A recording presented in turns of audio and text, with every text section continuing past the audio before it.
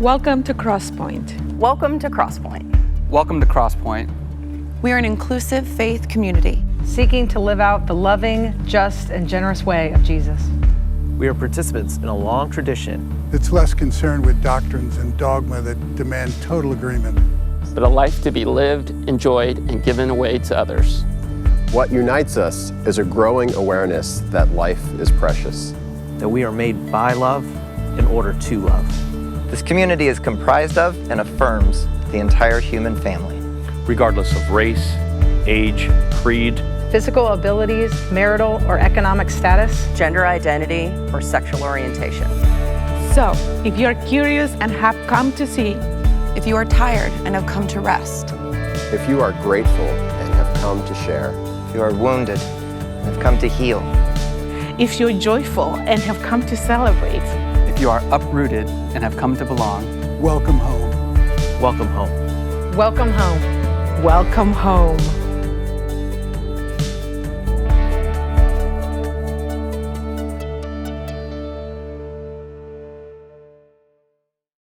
Good morning, everybody, and welcome to Crosspoint. January 3rd, 2021. I hope that many of you were able to join us for our Christmas services, and man, what a great time that was. And I want to say I'm so proud of and grateful for all the people who came together to make that happen, from staff to volunteers. So many people gave their time and gave us their expertise and put their heart into it. And we were able to create something that I'm really proud of. And I hope that it was a blessing to you as it was to me and my family. And I also hope that you've been able to take some time between then and now during the holidays to rest and to reflect. There's so much to reflect on 2020, and also looking forward as we get into 2021.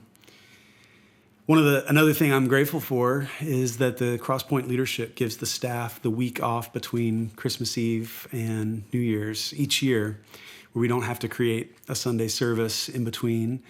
And so it has allowed me to get out of the work rhythms for the week and hopefully to be more present with my family and to reflect on where we are. And I was thinking about the fact that Christmas comes in the middle of winter and we celebrate the birth of Christ, who represents new life, new birth, and who said, "I will make all things new."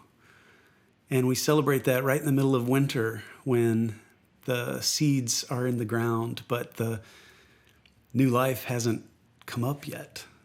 And I was thinking about it, and it's now in the middle of winter when we need that promise of spring, when we celebrate that the cycle of life continues and spring will come, even though right now we don't see evidence of it around us. So I want to start this year with a poem and then a song. And before we do that, I want to allow us just to be quiet for a little bit. And we're not going to put music underneath this. I just want us to just settle into quiet and take a few deep breaths. I like the idea that all of us, regardless of where we are in our own spaces, that we're breathing together in this moment. So let's just take a few breaths and then we'll continue.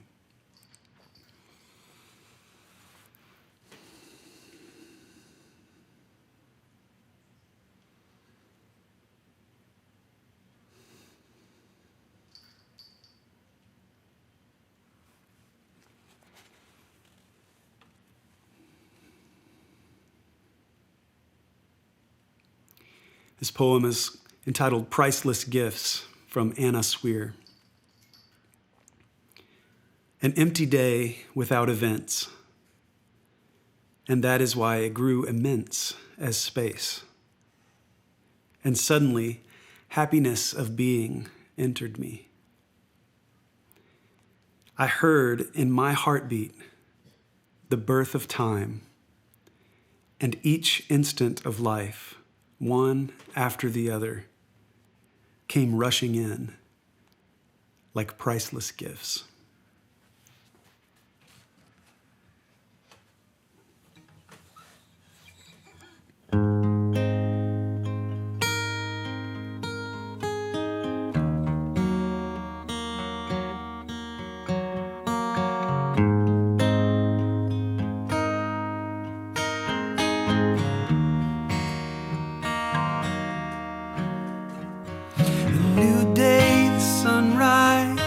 Painting the sky with your mercy, the glimmer of hope, you do the same in my heart. The night is over, adjust your eyes to your light, sing your song over me. You're not the same anymore. Welcome to life. Death has no claim on you. Welcome to life.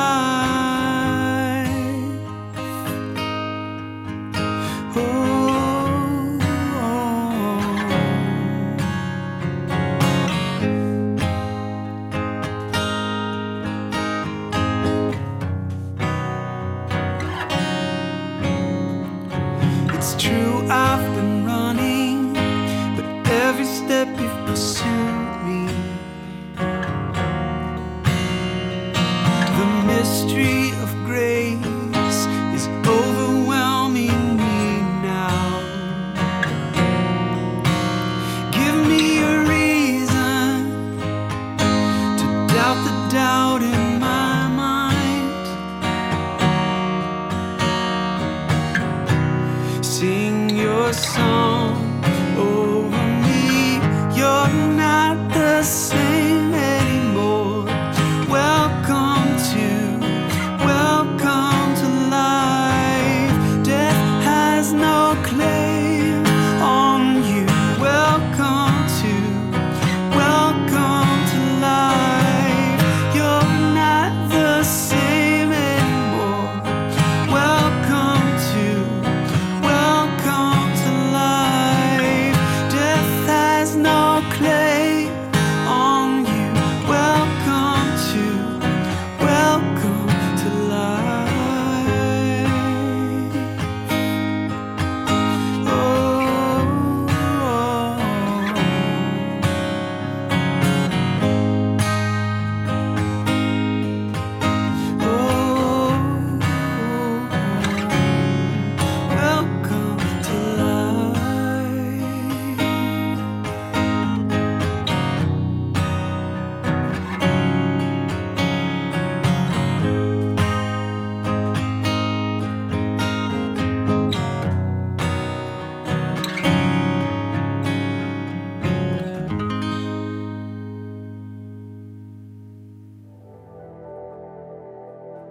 There are many ways we collaborate with each other to be the church we're called to be and to serve how we serve.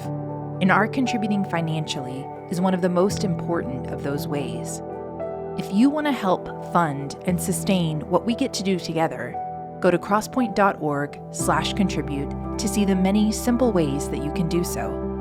You can even text crosspointenc to 77977 to receive a link to get started now. Thank you for your partnership in the work we do together.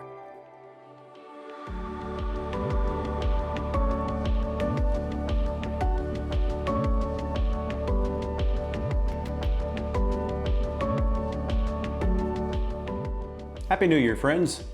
It's 2021, and I have to admit that I'm a complete sucker for New Year's. I love having fresh starts, not to reinvent myself or anything silly like that.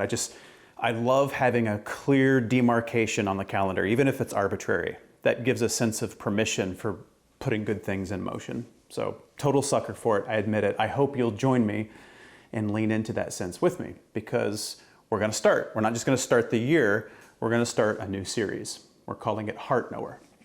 Heart knower is something that St. Peter nicknames God in the New Testament, apparently believing that that idea was good, that was a peace-giving idea. And so heart knower is an invitation to see and know what is seeable and knowable. In other words, it's an invitation for us to see and know our hearts, since God knows them and, rather than being freaked out or offended by such knowledge, loves us. So today I want to talk about our hearts a little bit in an introductory way to the series, and I want to talk a little bit about pain. And I'm not attempting to completely shift our paradigms about pain.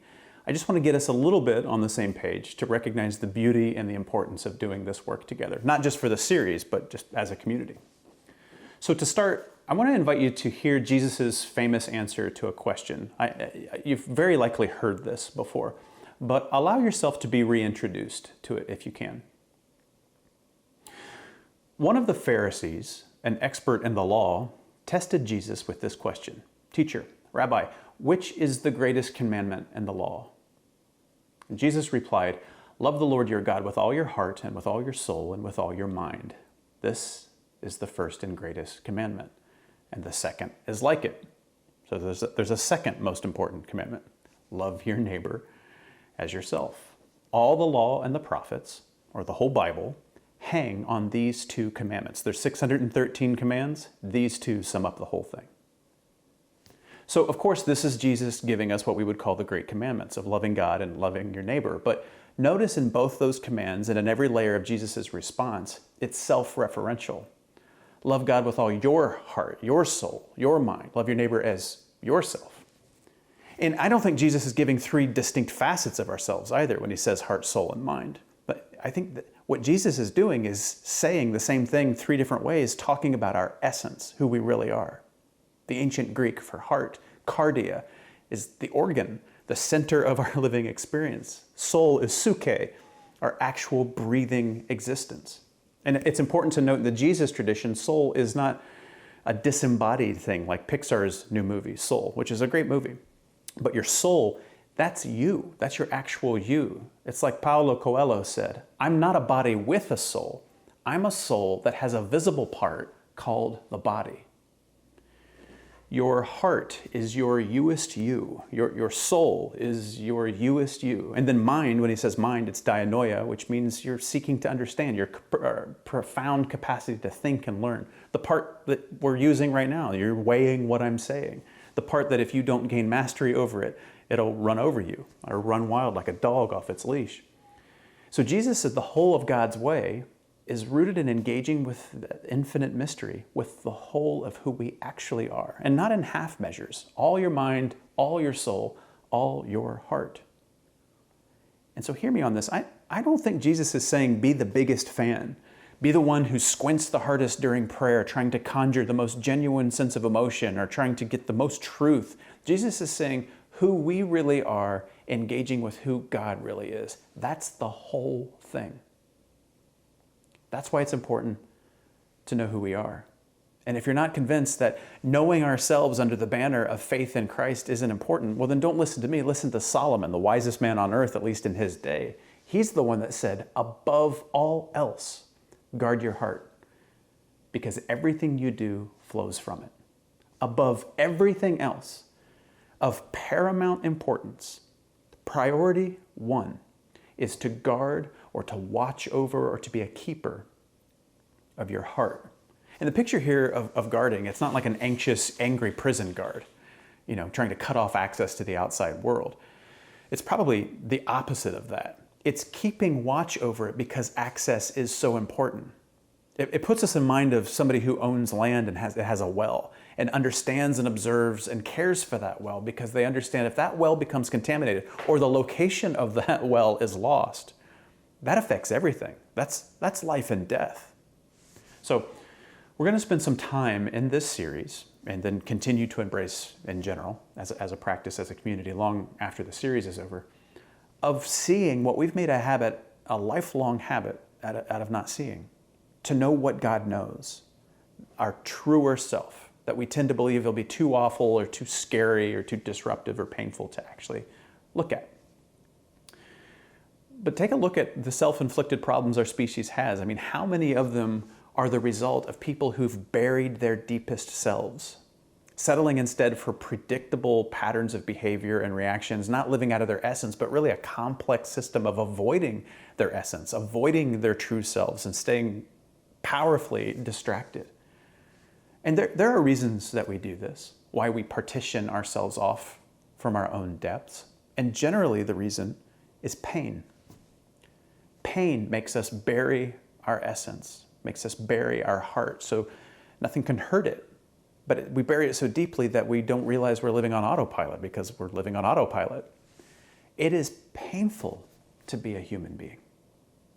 Can you just admit that for a moment? Some of us refuse to because it feels weak. Some of us think it's only true for other people or for ourselves that other people have it easy. Some of us immediately go to theology. Well, the reason it's hard is. Some of us are like, yeah, but you don't forget to say it's good too. And it is. But being a human being is painful. It's hard, and we need to admit that. And think about it. It's not like we come into this world laughing. We come into it suddenly faced with gravity and having the truest connection we'll ever have severed with a pair of scissors. And then for all of childhood's beauty, it's a gradual day-by-day slide into being mistreated, misunderstood, misguided, mishandled by the world and by the people that we trust the most. This isn't cynicism. This is the truth that lies underneath a whole bunch of untruths and pretending. And many of us, we don't live from our hearts as much as we live out of the callous that we've put around it. We don't guard our hearts in the sense that Solomon is talking about. We buried it and hid it even from ourselves so we can never be hurt again. Because remember, calluses aren't evil. They have a productive, protective function. And it's justified for a lot of us. If you told us your story, we would listen to it and say, man, that is really hard. No wonder you've got this impenetrable force field around your deepest self. But most of us aren't even aware of why we buried ourselves. Why we're not even mindful what it is we're avoiding anymore. So this invitation to be the heart's keeper, to know thyself as Socrates put it, to master the self as Paul put it, this is so, so important. Because there's too much at stake to continue going through our lives unaware of our own beauty, unaware of how much we're tyrannized by fear, unaware of how ashamed or worried we are about our own strength, our own uniqueness, our true selves, willfully ignorant of our own essence. There's too much at stake to live that way. You know, think about saying, I believe in God. Faithful people say, well, no, I can't do this because I believe in God. It sounds like we're talking about God, but it's the I in that sentence that carries all the weight. Because if that first word isn't understood and well observed, the rest of it is probably a distraction to divert attention away from the I. And if it's not a distraction, it might turn out to be a really toxic or broken or even destructive sort of thing. Because pain has energy to it. Especially when it's unfaced. It isn't neutral. It will manifest itself one way or another. It has to go somewhere. And you and I really don't get to work the pedals, the accelerator and the brake, but we can steer it. We can learn to steer it. Lots of people have learned to steer the pain in their lives rather than be at pain's mercy. I mean, that's what art is in large part. Think of all the art that has been created as a result of pain. Would music even exist if there was no pain? I mean, philosophers aren't sure if pain generates country music or if country music generates pain. But you can see there's a correlation there. I'm kidding, country music friends. Yeehaw, we're good. I'm playing with you. Pain can be processed and repurposed by those willing to engage it with the vulnerability of the heart. And this is fundamentally important in our development as people of, I was going to say people of faith, but just people. Because pain is the motor behind compassion, that thing we all agree is in short supply these days. Compassion grows out of the manure of pain. Compassion itself is two words, remember. It means to hurt with someone, to hurt when they hurt. So the key to being empathetic and loving and kind is to come to allow your own pain to steer it in a way to become a sort of wisdom about other people's experience so that you can treat them well, compassionately. And so think about it. Of all that pain can generate, it can even be the thing that makes us more like Christ, making us more considerate and loving and gentle and kind and patient. But that can never be if we don't, above all, learn to observe and keep and know our hearts, to know ourselves. If it's not part of our actual lived lives, to pause, to learn to observe ourselves in real time, our emotions and our thoughts and our feelings, to wake up to the fact that we can be reactionary because we're on autopilot. And autopilot's the default. You don't switch it on, it's already on. Then we'll never master anything but living in avoidance of reality, living in avoidance of who we actually are if we don't learn to slow down and observe our true selves when we would normally live or speak or act in a programmed way. This is what it means to keep the heart above all else. So the invitation here isn't just, well, you could live a little bit more deeply to get in touch with yourself. It's more than that, I think. This is the wisdom of Solomon. This is the epicenter of Jesus' great commandments. And this is the awareness that of all the things pain can create more pain. Surely you've seen this. Surely you've heard by now somebody say hurting people hurt people. Because hurting people do hurt people. You ever ask yourself what other kind of person there is besides hurting people? If we don't become heart knowers with the same tenacity that we have become job knowers and hobby knowers and stat knowers and other people's business knowers and headline knowers and trivia knowers and whatever, then we may very likely be radiating pain to other people, even as we seek to be loving toward them. Pain has to go somewhere. It will take the wheel and steer us away from ourselves if we let it. Away from ourselves, away from love of others, into counterfeit, selfish, reactive places. And after a while, life starts to feel pretty cheap and lonely and meaningless when we live at that level and not from our hearts. A couple years ago, I got a splinter in the palm of my hand, and right here. And because you're not allowed to make a big deal out of a splinter, I ignored it. But it got infected. It got worse and worse and worse. And a week later, it was red and swollen. It looked like a lobster claw. It was awful. It hurt so badly. Went to the doctor begrudgingly. Doctor said, "You've got to get to the emergency room." So I went. And come to find out, it wasn't just the little dot of wood I can see. There was literally an inch-long piece of wood in my hand. So please praise me for being such a brave boy in the face of agony in the comments. You can do that. But before I was in surgery, of course, I'm in the waiting room. So I'm sitting in the waiting room, hunched over my claw, waiting and waiting. And it feels like, this whole time I'm holding the wrong end of a fire poker. And I'm scanning the room, and I'm realizing I'm not just in pain. I'm angry that I'm in pain. Like, it's not just my body that hurts. I have become hurt. I've lost myself. My heart has been stuffed in the trunk, and this grumpy jerk is in its place. This jerk that's embarrassed that the splinter has incapacitated him and who's angry that I'm going to have to pay hospital bills when I could have just bought a pair of gloves, which are way cheaper. And I'm scanning the room and I'm taking this all in. There's a woman a couple rows over, and she's yelling into her phone about how long she's been waiting. And she's yelling about somebody named Bree. And then a couple rows over from her is an old man who's sound asleep with his mouth open, but he keeps waking up, and then he starts hacking and coughing, and then he moans, and then he goes back to sleep. And then, of course, there are a couple others that suffered with more dignity. They just scrolled through their phones. And then, remember, there's me in an incredible amount of pain and absolutely no fuse left to burn. But across from me is this little girl, and she's in her pajamas. And she's built a nest out of her coat and another coat and a scarf, I think. And so she's sitting up in this little circle on the chair, her legs crisscross applesauce. She's thumbing through the magazines that are in the ER. And she keeps looking over at the security guard. She's got this nervous look on her face, and she keeps looking at the security guard that's sitting behind the counter. And she gets out of her nest, and she goes up to the security guard, and she says, "Do you know if my mom is okay?" And the man says, "I still haven't heard anything." Which means she had already asked him at least one other time. So then she shuffles back, gets back in her nest, and gets the worried look on her face again. Now, remember, my hand is slowly exploding, but I'm watching this. And after about 2 minutes, she dismounts her nest again. She goes back over to the security guard, and she asks the exact same question 2 minutes later. "Do you know if my mom is okay?" And the security guard gave the exact same answer and the exact same tone. But then this time, the little girl followed up with, I've just never been away from my mom this long, and I'm scared. And the security guard did what he could do here. Did a pretty good job. He said, I know, don't worry. I think she'll be fine. As soon as they tell me something, I'll make sure you know. And so then the little girl flits back over to her nest and gets the worried look on her face.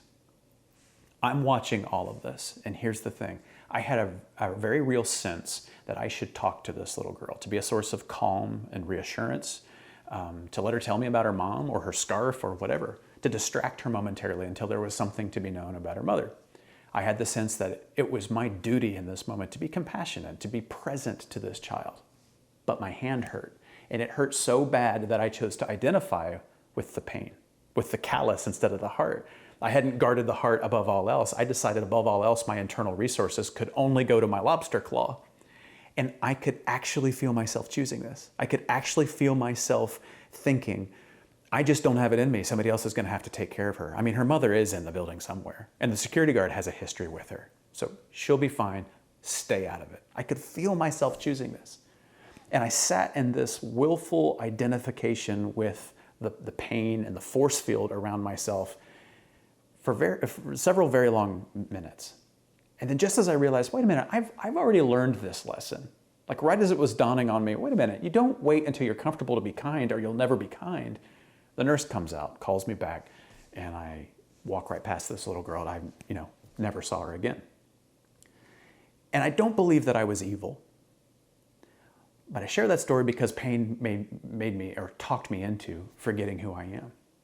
And really, before you or I take the story with too literal a mind, frankly, sometimes taking care of ourselves means telling others no. That's true, and it's 100% right oftentimes. There's no shame in that. My point is many of us live all of our days this way.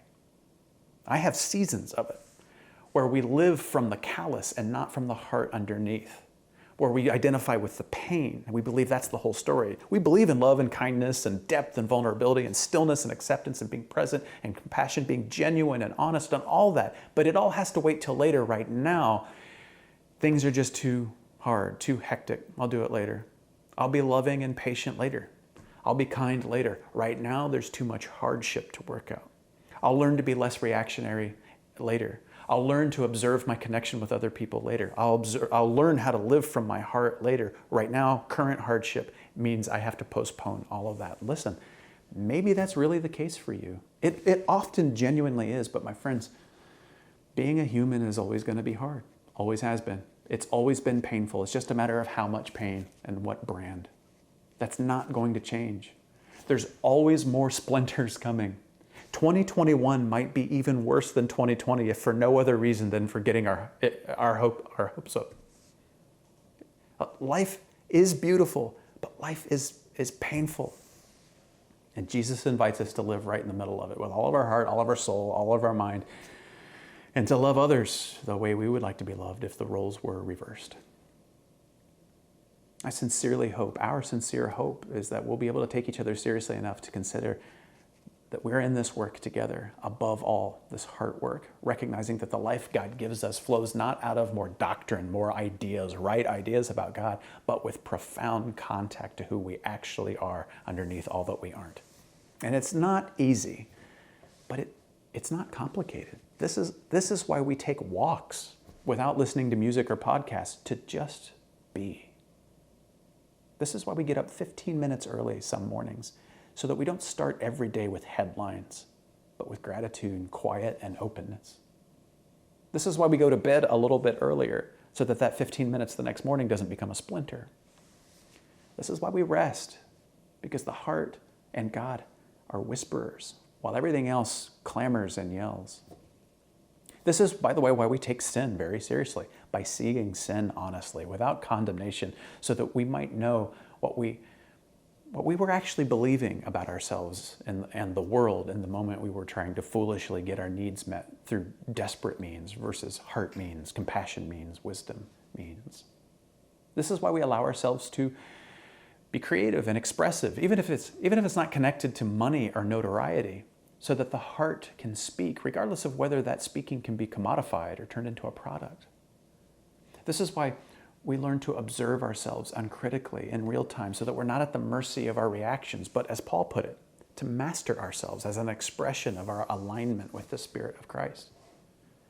This is, in large part, what Jesus is offering us when Jesus offers to save us. It's an offer to rescue our buried essence, lying underneath layers of counterfeit that we didn't mean to accept and don't remember accepting it and can't quite figure out how to get rid of. Our hearts, our true selves aren't perfect, flawless, unattainable people inside of us. They're just profoundly beautiful, profoundly loved, profoundly loving, creative, wise dimensions of ourselves that we deserve to allow God to draw out and make contact with. And this is the work we're in together. I hope you find yourself feeling enticed and curious enough to take the risk of opening your heart up and join us.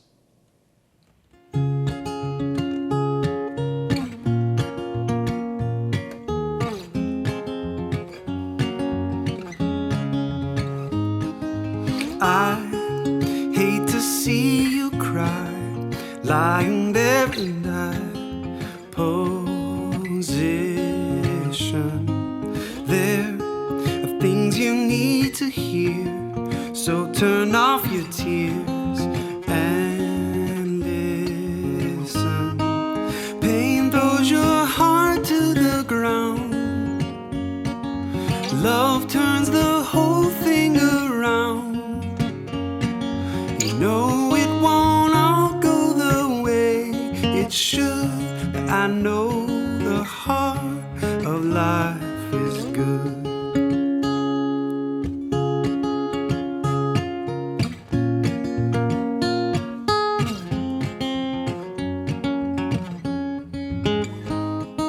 You know it's nothing new. Bad news never had good timing. Then the circle of your friends will defend the silver lining. Pain throws your heart to the ground. Love turns the whole thing around. You know it won't all go the way it should, but I know the heart of life is good.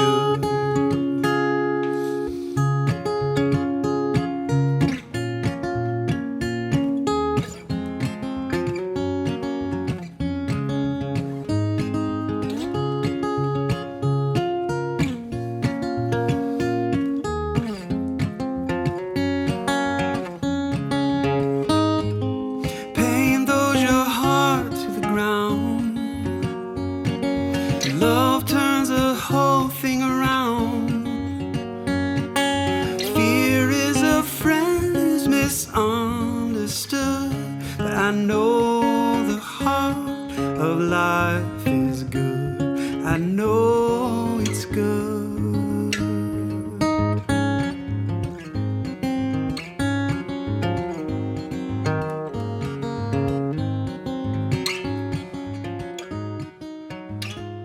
Thank you for joining us today, and welcome home. If you are in need of assistance during this crisis, please reach out at crosspoint.org/help.